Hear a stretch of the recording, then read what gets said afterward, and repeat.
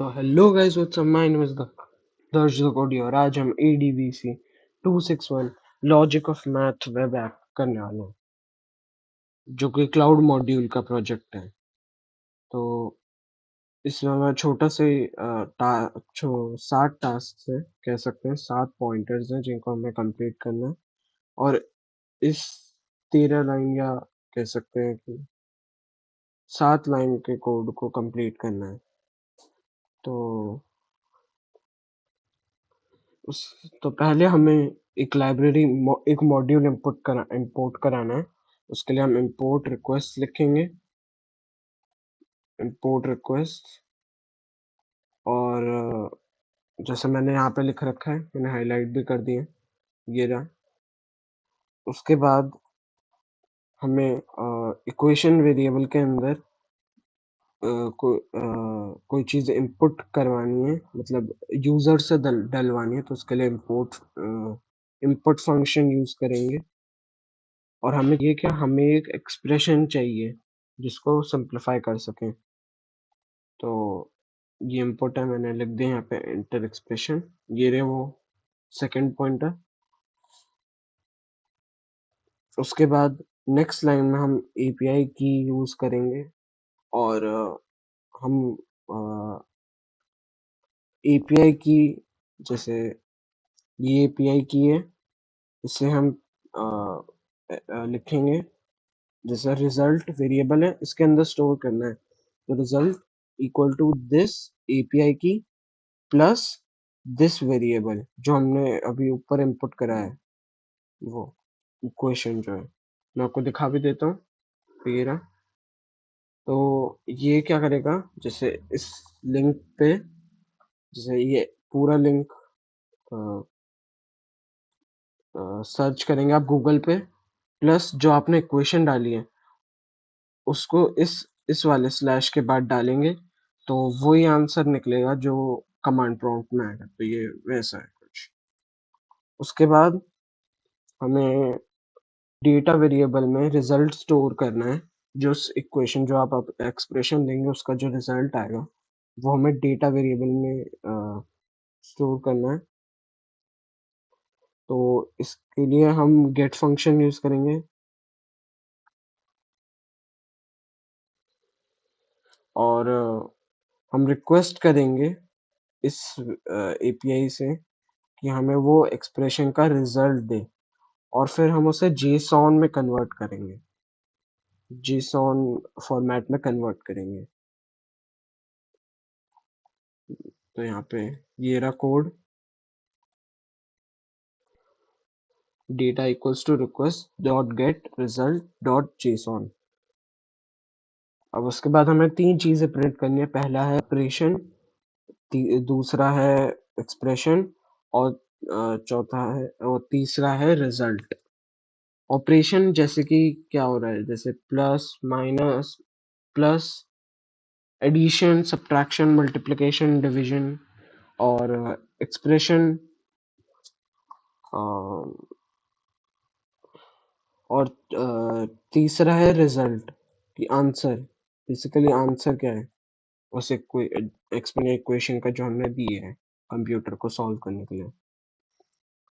तो वही print statement, और ये पूरा लिख देंगे विद इन्वर्टेड कॉमर्स, और कॉमा वेरिएबल का नाम, मतलब वेरिएबल डेटा, और हम उसके अंदर ऑपरेशन पास कर रहे हैं।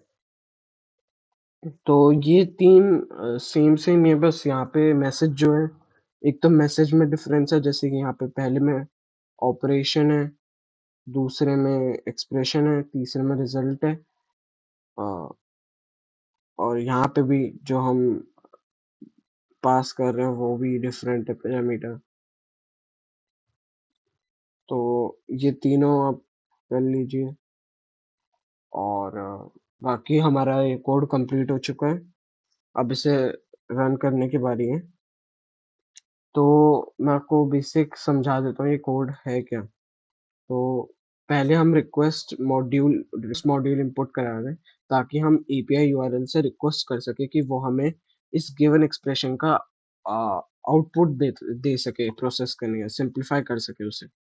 तो इसलिए हमने रिक्वेस्ट इंपोर्ट करवाए, वो इंपोर्ट करवाए।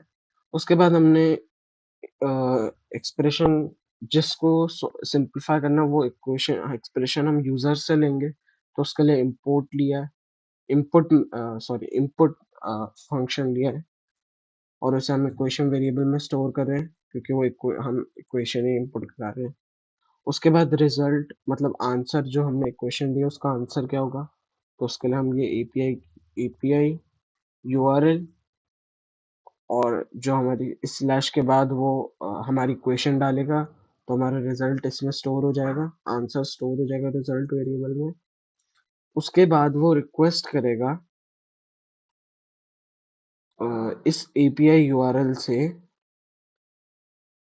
और फिर वो सारा डेटा ले लेगा इससे रिलेटेड, इस आंसर से रिलेटेड सारा डेटा ले लेगा वो, और वो इस वेरिएबल के अंदर स्टोर हो जाएगा। हम रिक्वेस्ट कर रहे हैं ताकि रिजल्ट वेरिएबल से जुड़ा जो भी जैसे ऑपरेशन हो गया, एक्सप्रेशन क्या है, रिजल्ट क्या है, वो सब इसमें स्टोर हो जाएगा। और वो स्टोर किस फॉर्मेट में होगा, जेसॉन फॉर्मेट में, डॉट जेसॉन डाल रखा है। और फिर हम वही तीनों चीजें प्रिंट कर रहे हैं, ऑपरेशन, एक्सप्रेशन और रिजल्ट। तो ये हमारा बेसिक कोड है। अब हम इसे रन करते हैं। कमांड प्रॉम्प्ट मेरा ओपन था, एनवायरनमेंट ओपन कर लिया, और पाइथन डाल के फाइल का नाम विद एक्सटेंशन, और एंटर। अब पे एक्सप्रेशन डालना है। तो यहाँ पे हमें एक्सप्रेशन डालना है। तो जैसे मैंने पहले जब रन करा था कोड, तो ये एडिशन और डिवीजन नहीं लेगा, बाकी आप मल्टीप्लिकेशन और सब्ट्रैक्शन वाले एक्सप्रेशंस डाल सकते हैं, जैसे कि 5 into 4, तो ये बता देगा, तब ये रिजल्ट बता देगा 20। और दोबारा रन करता हूँ। अब अगर मैं डालूँ इसमें 2/4, तो ये एरर दिखा देगा। और अगर मैं 2+2 डालूंगा तब भी ये गलत दिखाएगा, ये उसे मल्टीप्लाई कर देगा। पर अगर मैं सब्ट्रैक्शन डाल दूं, जैसे 1 - 2, तो ये -1 दिखा रहा है। तो इसका मतलब मल्टीप्लिकेशन और सब्ट्रैक्शन हो रहे हैं, बस डिवीजन और एडिशन नहीं होंगे। तो फिर आपका प्रोजेक्ट वर्क कर रहा है, और ये आउटपुट इसका। और इसी के साथ ये प्रोजेक्ट भी खत्म होता है।